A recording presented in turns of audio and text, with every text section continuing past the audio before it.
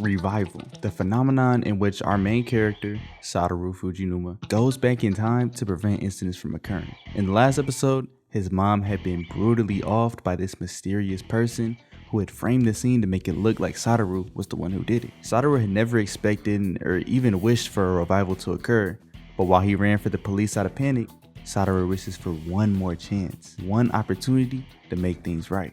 Now, he's gone back 18 years in the past to prevent a series of murders that happened back when he was in the 5th grade by the same person who killed his mother.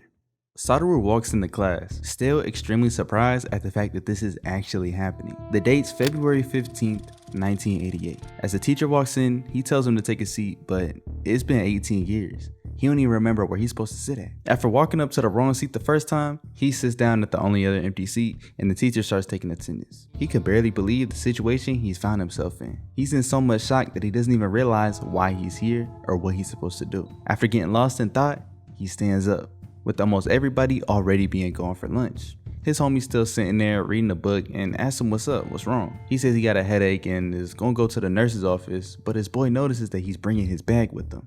A normal trip to the nurse wouldn't really require your backpack, but regardless, he's like, alright, whatever, I'll let the teacher know. Satoru runs down the stairs and puts his shoes on, running back towards his childhood house, screaming for his mom. Remember, last time he seen his mom, she was on the floor, dead. The first thing he wants to check is if she's still alive and okay, just to be able to see her again, but when he gets there, the door is locked. He remembers that at this time, she would still be at work, she hadn't stopped working yet. He grabs the key that's hidden near the bottom of the door and just walks right in. He starts to remember everything from his childhood just from what he's seeing. The next thing we see is him sleeping on the floor when his mom walks in. Overwhelmed with joy just seeing her, she starts to cook. He's feeling all types of emotions after being what he's been through and is just trying to take everything all in. He's realizing that times like this, simple meals on random nights with his mom, he had never taken them in and really appreciated them. He had never given these times a second thought and realized that these moments wouldn't last forever. Now that he's a little bit more composed, he's sure that this is a revival, a second chance to fix the things that went wrong in his original timeline. He formally thanks his mom for the food, and she could obviously tell that he's acting a little different. I mean, just this morning, he was a regular 10-year-old, but now he's got the mind of a 29-year-old. She just doesn't know that. The next morning, he on his way to school. He's wondering if he's got to relive the next 18 years of his life in order to get back to where he originally was. He knows that since this is a revival, he's got to be here to prevent something bad from happening. But is this really where he has to start in order to save his mom? He's pondering all of this inside his head. He doesn't notice anything wrong until he looks over and sees Keio. If you don't remember from the last episode, Keio was the first victim of a group of serial kidnappings and murders that happened around this time. He's looking at her in class, trying to remember any information about her, but all of a sudden, she reaches for a pencil on the ground and we can see a big bruise on her leg.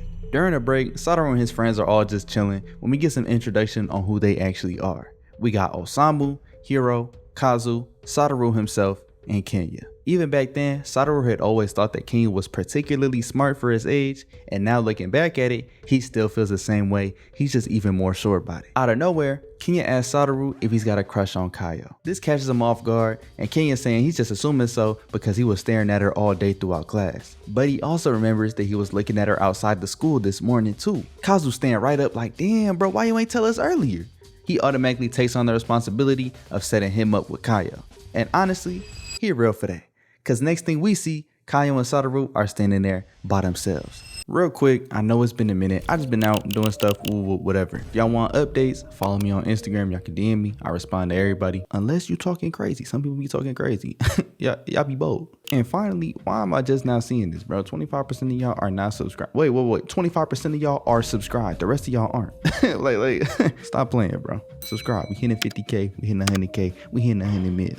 Let me check. Kaio and Satoru are standing there by themselves. The first thing she says, "Are you dumb?" He's obviously shocked, but he gets his act together, saying that he thinks they should be friends since they already go the same way home. They live near each other. She's being cold and to herself, asking him what made him think that she even want to be friends in the first place, and he can already tell she's gonna be a pain. Then she continues, "I get it though, because you and I are both the same.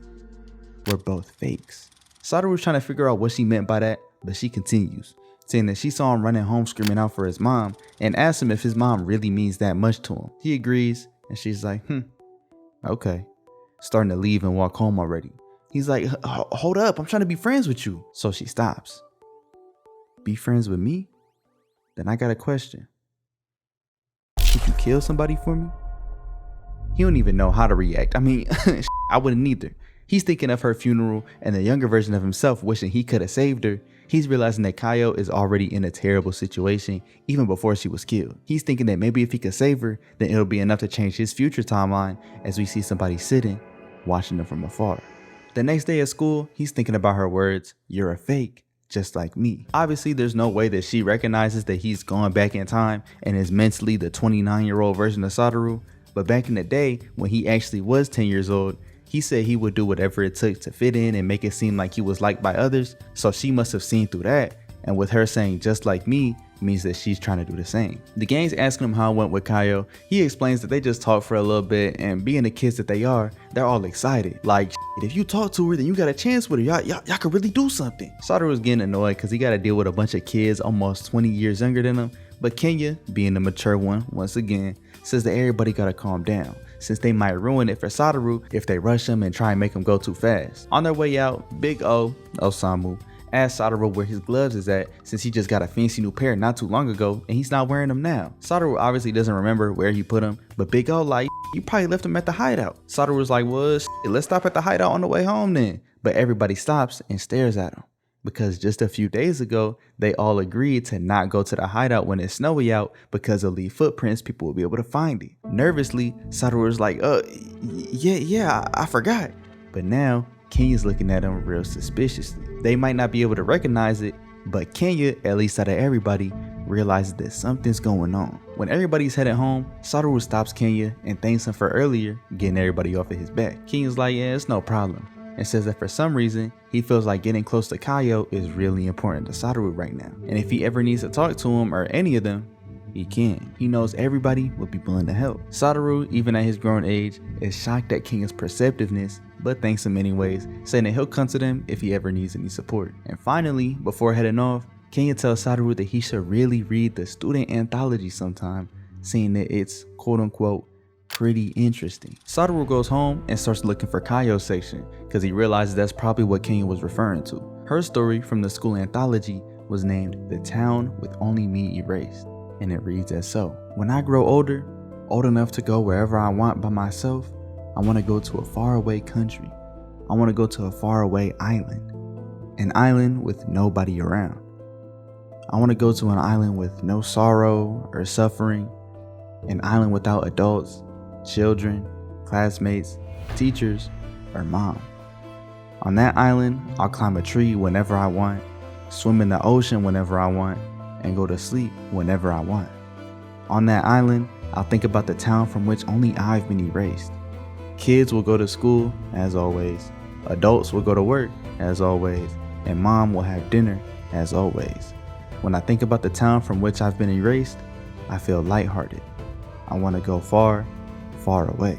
Satoru instantly realizes that her essay was definitely a cry for help. When Satoru's mom gets home, they start having dinner together. While they're eating, he asks his mom if he can have some friends over for a party on his birthday, just 5 people. She's shocked because he's never asked for something like this, but she agrees regardless. His plan is to get close to Kaio and do things that he never did in the past.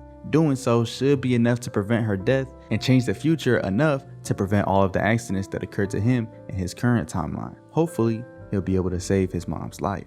The next day after school, Big O points out that Kaio's already leaving, asking Satoru if he's gonna go with her, and he thanks him going after her. He knows he doesn't have to run or go fast at all because Kaio's not going home. He knows exactly where she's gonna be, at that tree.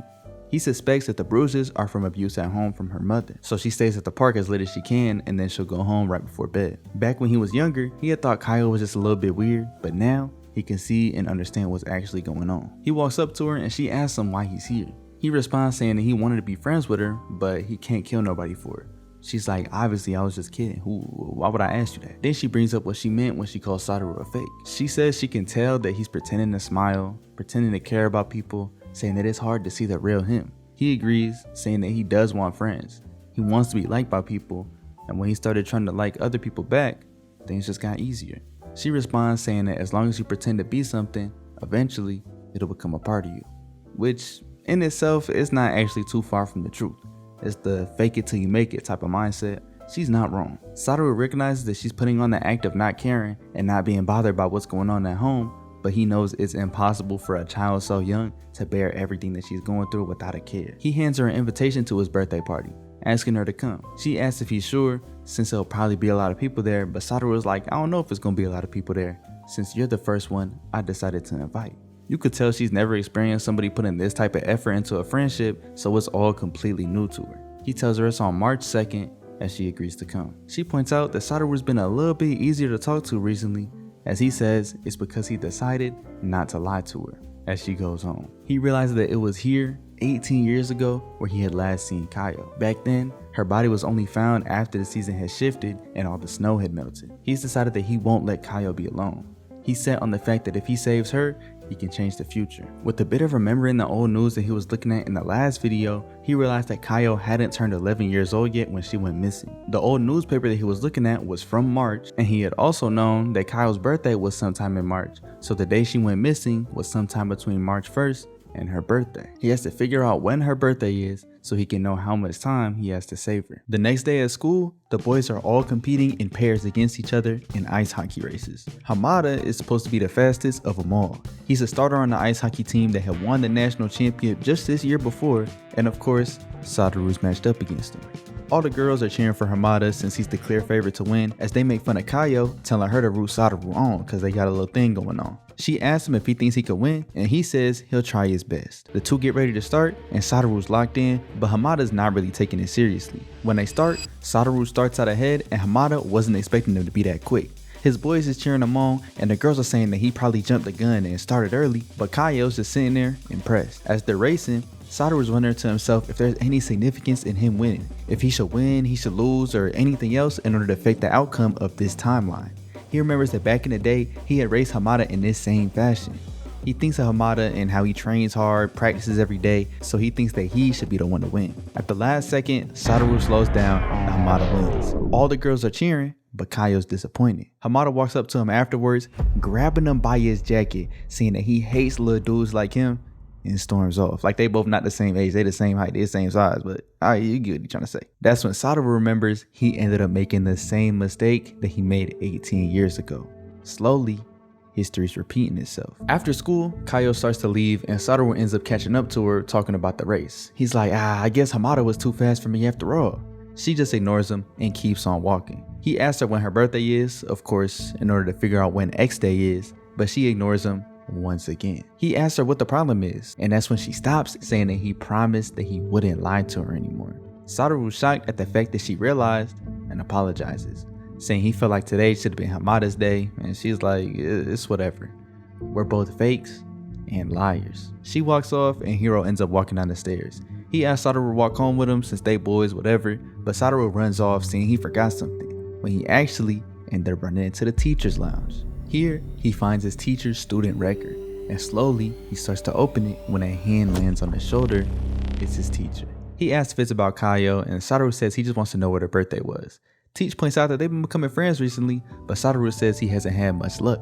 He had told Kayo his birthday and asked her about hers, but she wouldn't tell him. After finding her record, the teacher laughs a little bit, saying that now it all makes sense. When he shows Satoru the book, it turns out both Kayo and Satoru have the same birthday. Teach points out that Kayo's a bit shy, so when she realized that they both had the same birthday, it was probably difficult for her to bring that up. Now that we know that her birthday's on the 2nd and that she was killed in March, that means that her X day is on March 1st. The teacher tells Satoru to celebrate their birthdays together since she'll be too shy to celebrate it with them, and he agrees, running off. But before he leaves, Teach calls out one last thing, saying it's too bad about the race today. Make sure when you do something, you give it your all. He noticed that he didn't give it his all too. He noticed he gave up and let Hamada win. Satoru not as slick as he thought. He makes his way to the park, and Kayo's not standing there by the tree like she normally is. Instead, Yuki's there. This is his first time seeing him in who knows how long, ever since he got locked up. And in Satoru's original timeline, he's still on death row. They go back to Yuki's crib and he's messing around with his paper airplane, just chatting. Satoru ends up asking him if he knows Kayo, and he says that he actually does. Since she's usually alone in the park and that's where Yuki spends his afternoons, he's talked with her a number of times. Now, Satoru can even tell that Yuki's trying his best to not use any slang and use only formal Japanese with him, since 1, it's easier for kids to understand, and 2, it makes him more credible and mature, or at least it seems that way. Yuki's pops calls him out to go eat dinner, but it's only like 4 p.m. Satoru's like, ain't it a little bit early for dinner? But turns out he has to wake up at 4 a.m. in order to start working at his dad's catering service. This info is brand new to Satoru since he had always thought he was unemployed since he was at the park in the afternoon all day, every day. But before going out to eat, Yuki reaches over to show some type of magazine that he got recently when Satoru looks over and sees some R-rated magazines on his shelf. Some little, you know what I mean? He covers it up instantly, embarrassed that he saw them, but Satoru's like, it's whatever, it doesn't really bother me. Eventually, the clock hits 5, so it's about time for Satoru to leave. And on his way home, he still can't believe that Yuki would kill anyone. He's 100% sure that he was framed. Even to this day, in 2006, in his original timeline, Yuki pleads innocent to every charge. He never pled guilty. Satoru's determined to prevent the crimes from happening, so there's nothing to pin on Yuki in the first place. He heads over to Kaio's house, but turns out she's still not home. He walks around back and notices some gloves on the floor. Out by the shed, he sees Kaio's backpack all along the floor with her stuff all everywhere. As he runs up, opens the shed, and there she is. Don't look at me, she says. He starts taking off his jacket to give to her since staying like this is gonna make her sick, but she screams for him to stay away. Out of nowhere, her mother walks up, asking why she's all cooped up by herself again. Satoru looks at her, clenching his fist, but she just shoves him out the way. She picks Kaio up by the arm and starts dragging her back to the house. Satoru stops her, asking how Kaio got these bruises, and she leans in real close, pats Kaio's head, and tells her to let him know. Without even turning to look at him, she says 2 simple words, I fell. And as they walk back inside, Satoru's speechless. Like she just said earlier today, we're both fakes and liars. Inside, she's shoving Kaio's face in some ice water, trying her best to get rid of these bruises by Monday so she doesn't get in trouble with CPS. While her boyfriend's just sitting there, letting it all happen, sitting there drinking his drink, watching TV, being a bum. The next day in class, Kaio shows up late, and Satoru notices a bruise on the back of her neck. He ends up talking with the teacher about Kaio always being late on Mondays. Teacher asks Satoru if he knows why, and he says it's because her mom beats her on Saturdays. Turns out, the teacher already knew. The only reason they haven't done something is because the mom keeps avoiding CPS every time they come to the house. Each and every time, nobody was home, so they couldn't go in and investigate. The teacher says that whenever they can catch Kaio's mom at home, they'll be able to arrest her and free Kaio from her. But if that does happen, then she won't be able to stay here. She'll have to go to another city, to another school, somewhere else. Satoru says he doesn't care as long as she's okay. And as he's leaving, he's realized that they made plenty of preparations already, but if they don't take care of it by X day, it'll be too late. When Satoru gets back to the classroom, he reaches inside of his desk and realizes that everybody's lunch money is gone. Earlier, he had collected it from everybody in the class in order to give to the school, but now he's lost them. He stands up, tells the teacher, and everybody's shocked. Everybody starts going crazy. Normally I would just skip over something like this, like it don't really seem like it mattered, but this little girl right here, she stands up and says, I don't think he lost the money, I think somebody stole him. Like Kaio, probably. She's poor and would steal it for herself anyways. Everybody starts getting riled up. I don't know what caused her to say some bull like that, but being the 10-year-olds that everybody are, they start believing it. They're like, yeah, that makes sense. She probably did steal it. With no evidence, no proof, just some random word. And Satoru's just standing there, pissed. She recommends that they check everybody's bag, so everybody starts to look. As people are looking through their own bags and looking through their neighbors' bags, this little girl is egging it on and on and on. She's like, come on, we're gonna find the thief, we're gonna find the thief. Make sure to check your neighbor's bag as well. And Satoru already knows what's going on. Kids are talking crazy about Kaio, saying it's gotta be her because she's poor, and they all start making fun of her. All of a sudden, Kaio stands up, saying she found the lunch money. Everybody looks over in shock, like, of course it was her. And old girl saying like, see, I was right, it was her the whole time. We ain't never seen her this damn happy, bro. That shit is crazy. But Satoru's not putting up with that. He slams his hand on the table, telling her to shut her little ass up. He like, who cares if she poor, if she's starving, whatever. Kaio would never steal anything. In his mind, he's thinking it was probably her the whole time who planted it in Kaio's bag for whatever reason. The homie Kenya speaks up too, saying that anybody could have taken it from Sadaru's desk and put it wherever they wanted. He always keep a cool head and is like 2 steps ahead of everybody. I rocks with bro heavy. But she gets all flustered and shit. Now that she knows she's been caught, she realized, oh, shit, I ain't playing this well. But the teacher brings everything back down to zero, pointing out that Kyle was on duty with Sadaru today, so there's nothing weird with having the lunch money. It was both of their jobs. Now, everybody settles down and gets back to lunch. I showed this whole thing in the first place just to point out how much Kayo has to go through. Not even just at home, she's constantly dealing with the repercussions of being in this terrible home environment, on top of being ostracized at school. Sadaru, having his grown 29-year-old mentality, realizes all of this and is even more compelled to save her from what she's going through. Later that day, towards the end of school, Kayo and Sadaru are both doing their little obligations on class duty. They taking out the trash, and Kayo thanks him for standing up for her earlier. She explains that back in the 3rd grade, Misato, who was the girl who pointed fingers and tried to frame Kayo, used to make fun of her for her pencils. Kayo got sick of it, she was tired of it, so she threw Misato's fancy mechanical pencil right out the window.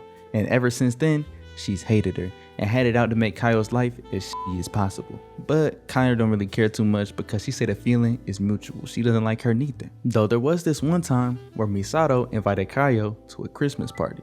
She thought maybe it was somehow her attempt at making amends, but it turns out she just wanted to show off her big Christmas tree, which Kayo was actually pretty jealous of. Sadaru stops, remembering something. He asks Kayo if they want to go see one today, a Christmas tree. Next thing we see, they're walking up a hill. He explains he used to ski and bobsled on this hill all the time. Kayo's pretty tired from going up the hill. She doesn't have the greatest stamina, but he grabs her hand, offering to help her on the way up. As they're on their way up, these red foxes run all up on them and start running in circles.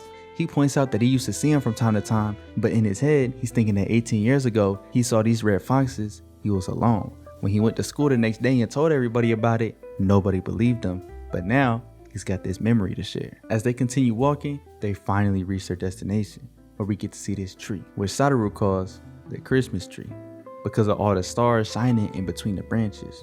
He tells her, let's come back in the summer to see this tree again, fortifying his own mission to keep her alive. Ominously, back in the classroom, we see somebody talking to the teacher, with that somebody being Kenya. We fast forward to February 25th, 4 days until X Day, which is on March 1st. That morning, he's having breakfast with his moms when he tells her that he wants to go out on Saturday. She's like, you going on a date, aren't you? And he's like, no, I just want to go to the science center with some friends. And mom's is like, oh, all right, I would have gave you a little extra pocket money if it was a date. And he's thinking, damn, for real? What kind of mom I got? I'm 10 years old. What I'm going on dates for? But after a second of silence, she's like, it is a date, isn't it? And Sadaru folds. He tells her it's with Kayo from his class, who's gonna be here at his birthday party. She says it's fine, just to be careful while they out, as per usual, as they finish eating. Later that day, at the end of class, Sadaru walks up on the gang, asks them if they're trying to go to the science center on Saturday, and that Kayo's gonna be coming too. Osamu's like, oh, bet, but Kazu pinches him on the leg. Kenya starts saying that he can't cause he got something to do that day and he can't miss out on it, and everybody starts giving their own excuse as to why they can't go, even Osamu, who was just down to go like 10 seconds ago. They all walk off, telling him that if he's gonna be going with Kayo, then it's probably better if they go alone, just the two of them. When Kayo walks up to him right after, she asks if anything's wrong, but he's like, nah, it's all good, it's whatever. She brings up the plans for Saturday, saying that she wants to go, but her mom told her to go straight home on Saturdays. Sadaru says that he really wants to go with her, so he'll talk to her mom for the both of them, and hopefully he'll be able to work things out. At the same time, the teacher calls Kenya over to the teacher's lounge for a minute. Over at Kayo's place, Sadaru's trying to talk to Kayo's mom, but she's not going. She says she won't allow two kids to go out together, but Sadaru says they not going just to play games, they're gonna be getting to learn things, they're gonna be at the science center, not the playground, but still, she's not going. She says that Saturdays are the day that Kayo helps her around the house. He's like, help you? What kind of help does she do? But she's like, I don't gotta answer you. You a little kid. You don't gotta be up in my business. Sadaru knows that Saturdays are really the days that she beats her, which is why she's defending this so hard. He's asking why she's got such a problem with Kayo going out, and she brings up she can list a number of reasons as to why it's not a good idea. Firstly, if something were to happen, who would take responsibility? It's just 2 kids, so neither of them could be responsible. It fall back on the parents who let them go in the first place. Now, she's really starting to piss Satoru off. One, because the only thing she's worried about is her own repercussions. If she's gonna have to take responsibility for stuff that happens, she's not even worried about her safety. She's not worried about none of that. She asked Satoru why he even wants to take, quote unquote, this gloomy girl out anyways. She's no fun to be around. Mind you, she's talking about her own daughter here. That's f***ed up. Satoru was like, who cares about any of that? I just want to save my friend. And she's like, save? Save her from what? And this where Satoru knows he messed up by hinting at her abuse. She asked Kayo how she feels, if she wants to go with him on Saturday instead of helping out around the house. We could tell that she's scared. She's not even looking up. She's not saying a word. But fighting through all of that emotion, she nods her head yes, that she does want to go. Kayo's mom instantly gets pissed. We could see damn near the veins in her eyes as she raises her hand, screaming out to get their heads out of the gutter, calling them perverted kids. She swings her arm towards Kayo when Sachiko, Satoru's mom, stops her just in time. She's like, you really shouldn't be calling little kids perverted. That's a little f***ed up. It's a little weird. And she's like, oh, well, it's none of your business. But since it's literally her kid, Sachiko says that it really is her business. She kind of tells her off, saying that as parents, we should be supportive of our kids who are motivated about something and want to learn, but Kayo's mom just tells her to get inside. But right before she closes the door, Satoru says that he'll see her on Saturday, and it's a promise. As he's talking with his mom on the way back home, she's like, oh, did I interrupt? And he's like, nah, you good. I appreciate you, big gangster. But Satoru's mom points out that Kayo wears surprisingly nice clothes, especially for what her mom seems like. It really just looks like her mom cares a bunch about Kayo's appearance. Judging from their sole interaction right there, Sachiko can tell exactly what's going on inside the house. The next thing we see is Saturday, February 27th, and they're at the Science Center. It looks like Kayo's mom hasn't laid a hand on her these past few days, so that makes Satoru pretty happy. Ever since their little interaction with Sachiko, she's been a little more hesitant. They're messing around inside the Science Center, looking at different things, when Satoru offers to check out the planetarium, but she's like, nah, I'm cool off it, since she already got her fill of stars the other night at the Christmas tree. But as she turns around, Satoru gets this weird feeling, like he's seen this before. He tells her he's gonna run off to the bathroom right quick, and as he's in there, he's splashing water on his face trying to freshen himself up. He's wondering why he's getting deja vu. He did come to the Science Center pretty often, but he never went with Kayo before. He always went alone. As he walks out, he calls out to her as she's looking at the display. But as he sees her, he gets that feeling of deja vu once again. She turns to him, saying thanks for inviting her. She asks him if he knew that she also liked this place. Satoru's completely stunned, wondering if he did know that deep down. Is that the reason he chose this place to take her specifically? She asks him, do aspiring comic artists tend to like places like this too? And Satoru realizes 18 years back, he had this exact same conversation. He had came here by himself and ran into Kayo, who had also come here by herself. He's starting to wonder if he's just repeating everything from the past. He's been going out of his way to try and change the future, but everything's falling right back into place, just how it did all those years ago. He's been following the same path, which ultimately might end with the same result. But quickly he shakes all of those thoughts off, thinking that he's already changed a bunch of things with his actions. He's confident that he's doing things right. As they're walking, she turns around, telling Satoru that she's glad she mustered up the courage, which remember is the word Yuki, to come to the Science Center with them, regardless of what her mom thinks. And Satoru says he's glad as well. All of a sudden, his boys all show up and join them two on their little trip throughout the Science Center. Satoru realizes that some things may overlap, but overall, things are different. 18 years ago, he was here alone, but now he's here with everybody. The next day we see is Monday, February 29th, the last day before X Day. For the first time, Kayo shows up on a Monday on time with no signs of any abuse. In class, Satoru is thinking about tomorrow. Tomorrow's the day that she's supposed to be murdered, March 1st. He's thinking that now that actual battle begins. He's walking her home that night and he tells her that he'll pick her up in the morning so they can walk to school together. All of a sudden, Kayo's mom walks up from whatever she be doing. I don't know where she be at. Satoru bows his head, says good evening, keeping things as respectful and polite as possible as he begins to head his own way, telling her that he'll be there in the morning to pick her up. As he runs by, Kayo's mom just looks at him. The next morning, he leaves the house earlier than normal to go see Kayo.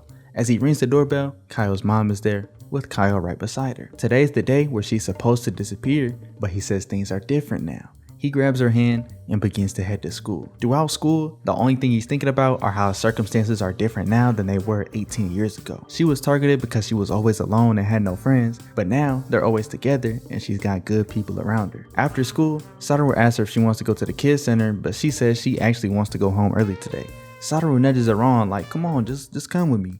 And she reluctantly agrees. He's doing whatever he can to make sure she's not alone all day. At the kids center, they've been chilling for a while, and after a game of checkers, Kyle says she really wants to go home now. He takes her home as they walk past the tree that Kyle always used to stand by alone, as he holds her hand even tighter. That night, we see a couple of things go on in the background. It begins to snow, as it did in the past, which was able to cover her dead body after she disappeared. We see Yuki sitting alone when his father comes to pick him up and take him home. And last of all, we see Kyle's mom walking alone in the city. As they make it back to Kyle's place, she's in the doorway about to head back inside, and he says extremely loudly, like damn near screaming, "I'll be here tomorrow morning to pick you up.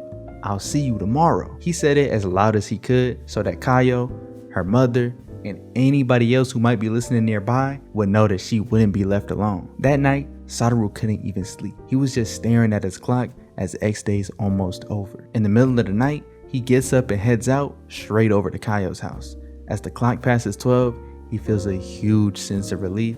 Things are finally different. Later in the morning, he's up and out the door before it even hits 6 a.m. He couldn't get a wink of sleep last night. He's instantly heading over to Kayo's to go and pick her up. He wants to see her as soon as possible. Inside the house, we see the water running, but she's just there in good health, washing her face. After class, the gang's all together and Satoru's asking if they're all ready to go for his birthday party today. He has some money and wants to go to the store together to get some stuff for the party, but the teacher calls the two of them, Satoru and Kayo, over to help him with something real quick. He's like, damn man, why it gotta be today of all days? It's my fucking birthday. But Kayo's like, it's probably because they messed up with the lunch the other day. This is some type of punishment. They go back to the classroom to see that the boys wasn't even waiting for him. Everybody's gone. He like, damn, that's that's up. Satoru goes to the store with Kayo, just the two of them, to buy ingredients for the party, where he spends exactly 5,000 yen, which is all of the money that his mom had given him to go shop with. He remembers that 18 years ago, he did the exact same thing.